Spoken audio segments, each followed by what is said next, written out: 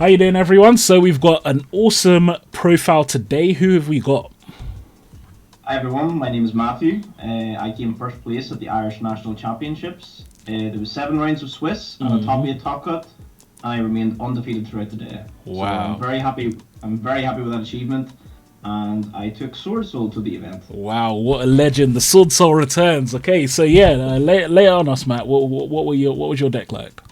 So we'll start off with the main. So I think it's pretty simple. It's a standard 3 Moyi, 3 Longyun, 2 Taya, and 2 Ecclesia. Okay. So some people are playing 3 Ecclesia. I understand why it's like a free special summon, but I run with 2, simply because going second, Ecclesia does conflict with the Tenyis, and going first, she loses really hard to an Ash Blossom to try to summon Moyi. So just for that case, I find 2 to be enough, and I also wanted to keep deck numbers pretty low. So yeah, I just kept it to 2, and basically the other ratios for the Swordsoul monsters is correct. 2 Taya is definitely, I don't know why people are cutting it to 1. Like certainly in longer games you do need the second one. So yeah, that's the Swordsoul lineup. Okay. Next is our Tenyis. So 3 at Ashina. And I maximized out on Vishuda. 2 at Hara. And 1 Sithana. So I am playing Circle, so that's why I am playing the Water Tenyi. Because of Despia, I'm maximizing out in Vishuda. It just immediately forces out the Merge Aid to act. Yeah. Straight away, otherwise you're just going to bounce it right back to the extra deck. So so it's really, really strong. 2 at Hara, I'm maybe thinking of bumping this up to 3. There was a few times where the recurability, you do wish you maybe had the third one, but 2 is usually sufficient. So you will get away with 2, but I might try and test and maximize this out to 3 as well. The other ratios are correct, of course. Sithana was actually fantastic throughout with Circle, due to like normal summon Moyi, circle away. If they try to imperm or Veiler it, search this, you just continue playing. And also the secondary effect where if your opponent destroys your monk, you just banish this, revive monk, and destroy one of their cards. Came up actually quite a number of times where people just completely forgot to check your graveyard, and yeah, it just came up. So cool, awesome, absolutely fantastic. So that is the monsters. In terms of spells, 3 Merchants, of course. Okay. 2 Circle, and then 2 Vessel. Around 2 and 2, I think that's kind of correct, because you don't want to see multiples of either. If you see one of each going first, like I think you should be winning that game. This is like the best card going second against Despia. So a number of times, especially with Vishuda, it came up where I summoned Vishuda, and the Merge Aid would try to banish it. Then you just chain Circle, so you got to search, and then they're forced, because it's non-targeting, the Merge Aid will either banish itself or another one of the Despia players' monsters. So it's absolutely fantastic. And then Vessel plus Ashuna is just full combo. So yeah, that's the spells, and of course 1 Call by the Grave, because Call by is just absolutely broken. So yeah, why not? So the spells, disruption cards. We are running 3 Ash. I don't think really much needs to be explained there. Ash is just the best on-trap in the game right now. So people were actually asking me a lot why I was playing this card, Ghostmourner and Moonlit Chill. This card is actually high-key underrated. This card is so fantastic, especially within the Swordsoul matchup, for a number of reasons. So, because of the Despia matchup, they're often using Branded opening in the draw phase. So they're summoning the Aluber, and they're going to activate his effect to search for a Branded Fusion, Branded Lost, or Branded in Red, whatever they need. Because they're using it in the draw phase, it dodges Droll, Knockbird, and Effect Failure, but it can't dodge this. Okay. So this works on any special summon monster, so it's absolutely fantastic that way. Okay. The fact that also that she can burn if the opponent actually removes the negated card as well does come up. It didn't come up in the tournament, but it's another secondary feature. I was actually playtesting with it in the previous format with prank kids, because often in game 3 they would just burn you for time.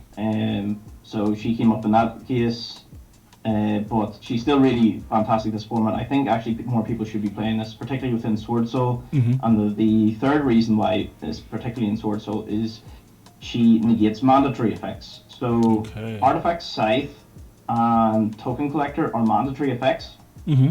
Both of those cards are just like pretty much turn skips for Swordsoul. So as soon as they activate that, you just chain Ghost Mourner onto it, because they'll always activate first. This will be chain link 2, and you just continue playing normally. So it's absolutely fantastic. I was Token Collector once or twice, and I was hit with an Artifact Scythe round 3 or round 4 as well. So I didn't have her in my hand, but I still managed to win those games. But like if she was in my hand, it would have been absolutely fantastic. But she performed really well against the Despy matchups all day as well. So I highly recommend her. Wow. And then Bree, DD Crow. This is better than Bell at the moment, so simply because of Branded Lost. Like you're not negating anything. All you're doing is just getting rid of their target and getting rid of it. Also with the new Therion cards that came out, you just preemptively banish the Regulex or whatever. Yeah. And against the Swordsoul matchup, it's not bad. Like if you just banish their Ashina, as soon as they link someone into a monk, it's like a pseudo Ash Blossom. So it's okay against that matchup, but it's actually one of the best hand traps right now, along with Mortar and Ash. Cool.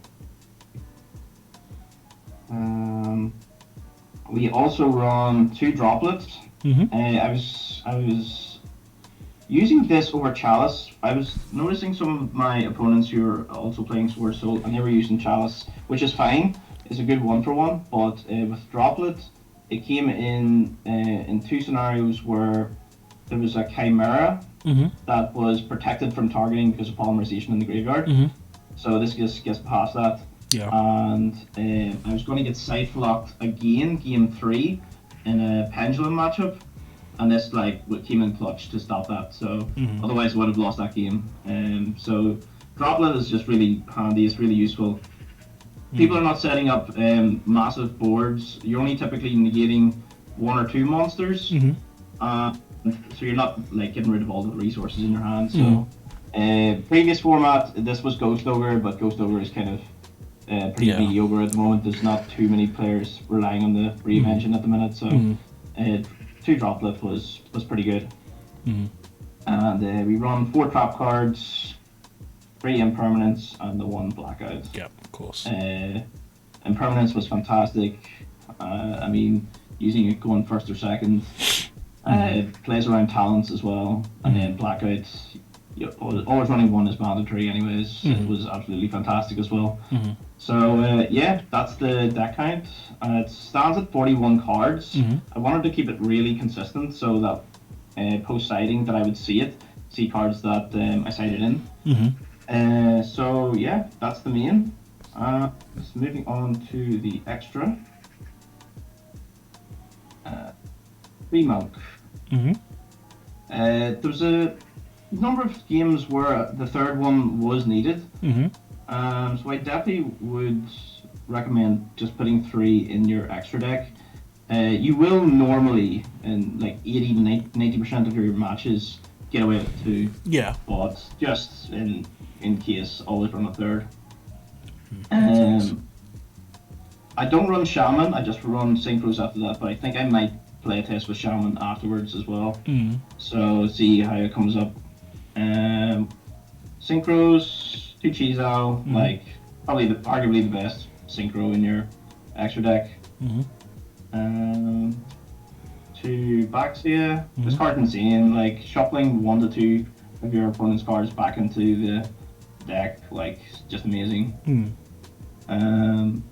Then 1 Draco Berserker, good for OTK. You can also link someone a monk using Draco Berserker, so that can come up sometimes as well. And yeah, it's just really good for OTK. 1 Yazi. I never made it, but it's there if it ever did come up. Mm-hmm. And we run 2 non-worm synchro level 8s, 1 dragite for a spell trap negate, Yeah. and a Crimson Blader. Crimson Blader actually came in pretty key for a Despy matchup, because my hand was really poor, but I still managed to make this guy. And I just held off the Despia player from using Branded Fusion on his own turn for just ages until I got a better hand. And yeah, he had to keep searching for Branded and Red to try to fusion someone on his own turn. So yeah, this card is actually pretty good, and also it's absolutely devastating in the mirror match as well. So. Next, one Tri-Fang. I was in the beard a couple of times. Once I realized my opponent was on the beard, like I just went down the Tri-Fang line to make sure that I would turn off any light monsters such as Ghost Ogre, Gamma, or Nibiru. So I made it a couple of times. Yeah. So it's completely fine. And then last but not least is our 3 level 10s. Each and every one of them was absolutely fantastic throughout the tournament. Yeah. Typically, you're gonna make you're not afraid of Nibiru at the start, so you make this plus Moe and Chizao, so you're just gaining a lot of card advantage with your Sinister Longyun. So you're just way ahead of card advantage. Chen Ying was fantastic as well for board breaking. He protects himself, and Baron overperformed as well, like the negate, the destruction, and then the monster reborn effect as well in standby. Yeah, like I was very happy with how the extra deck was laid out, and each and every one of them performed really well. Cool, awesome. Cool. So let's get into that side deck. Absolutely. So aside.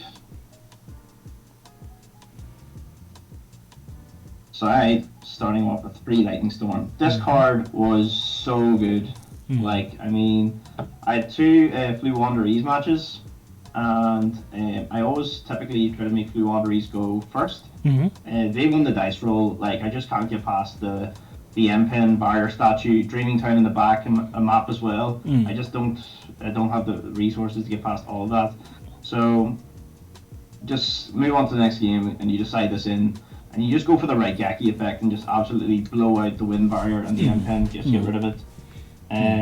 It's also pretty decent in the mirror match as well. Typically, Swordsoul players will go for the Longyun plus the Chizao rather than Baron to negate.